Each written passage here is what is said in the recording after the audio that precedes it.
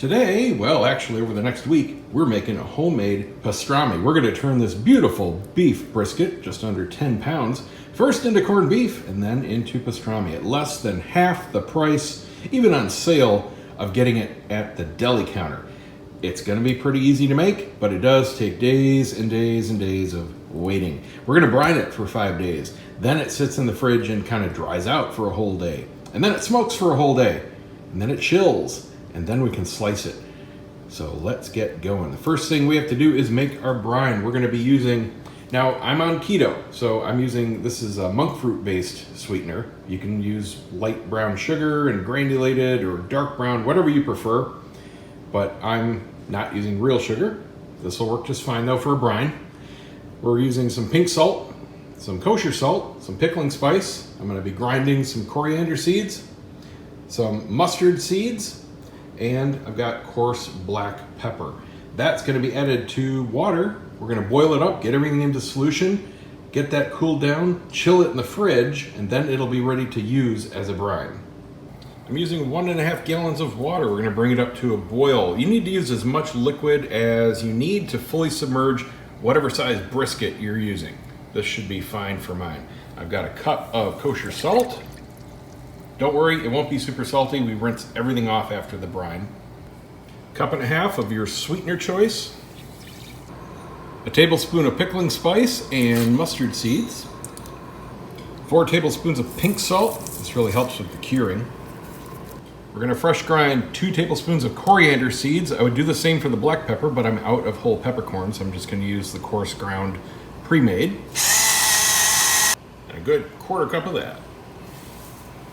Minced garlic. So what we're looking to do is bring the salts and sugars into solution. Just bring it up near boil, and then we're going to kill the heat and just let it come back down to room temp. Okay, we've got the brine nice and chilled. It's been in the fridge for hours. I let it come down pretty close to room temp before putting it in the fridge, and it is ready to go. You don't want this heating up or at all cooking during the brine process. So what you do from here depends on your fridge, how big your brisket is, how much room you got, etc. We need to submerge this for days in the brine.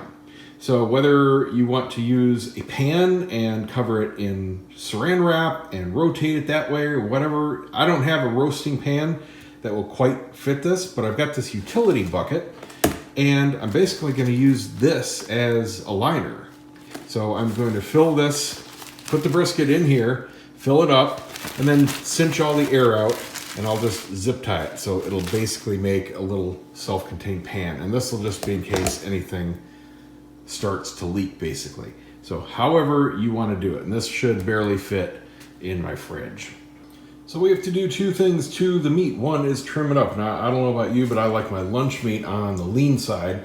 So I don't trim the brisket as if I was doing brisket. I cut off all the gray, all the hard fat, and you can see most of the soft down to just the little bits, and the fat cap on the other side looks the same. The next thing we have to do is skewer it all over both sides, and that'll help the brine really get in there. So just start poking. Got our makeshift pan liner here, brisket in. Now in goes the brine. Now we can just cinch this up to make sure that it stays submerged. Get as much air out as we can. I'm just going to use a zip tie up at the top. And we'll leave it in the pan just in case anything leaks. Stick it in the fridge. Be back in, well, 24 hours because we're going to kind of slosh it around. Flip it if you can, if you got room in the bag. But this will stay in the brine for 5 whole days.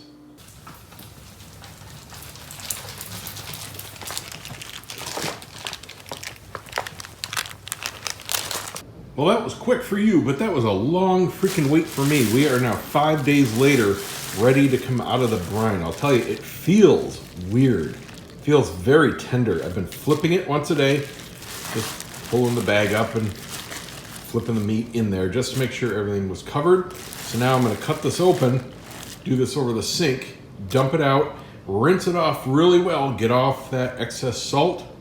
Then we're gonna pat it completely dry, and it's gonna go into the fridge. I'm just gonna line the bottom of the fridge here with some foil, and it's gonna go on this rack. It needs to be completely open, and it's gonna stay in there uncovered for another full day to dry out. And here's how we're looking. Don't be stingy with paper towels. The whole point of the next day here is to get it dry, so make sure it's as dry as you can get it. Just make sure it's got some airspace underneath it somehow, and stick it in the fridge. By this time tomorrow, we'll be ready to start smoking. 24 hours later, we're coming out of the fridge. I'm gonna let this sit out here on the counter for a good hour. We wanna knock the chill off and bring it up to room temp. Now that we're a little warmer, I've got another quarter cup of coarse ground pepper and ground coriander seed again, another 2 tablespoons. We're gonna just coat the fat side of this, just one side, nice and even, like so. Then just gently pat it into place. And that is gonna be a big component of our pastrami flavor. Now, let's go set up the smoker. And finally, on goes the star of the show. We're gonna smoke it at 2 1/4 for however many hours it takes for that internal temp to hit 160. Might be 3, 4, 5 hours, whatever, it doesn't matter. You smoked at temp, not to time. So we just topped 160. I've got it double wrapped real well in foil. We wanna steam it, so we're not using paper. This is gonna go until it hits about 2:05-ish, another 4 or 5 hours. We are at the perfect temp. I'm gonna pull it off. I'm gonna let it rest in the foil inside for half an hour. We'll see how it looks. And I'll tell you what, the amount of juice coming off this guy is unreal. Must have had a hole somewhere in the bottom because it's leaking all over the place.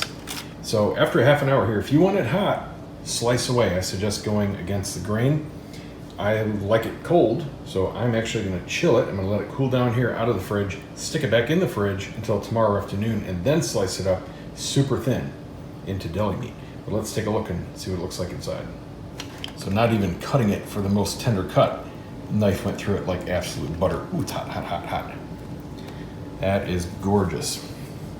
Great color. Brine makes all the difference. And if you cool it before you're cutting it, this spice rub here will stay on. Look at that. That's just cutting straight across. And thick. That's a good 1/8 of an inch. Way thicker than I'm gonna cut it when it's cool for deli meat.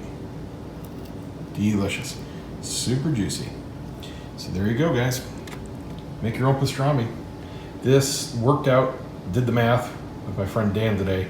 I worked out to $4.69 a pound, and that wasn't even shopping for discount spices or anything. So really good deal. See you next time.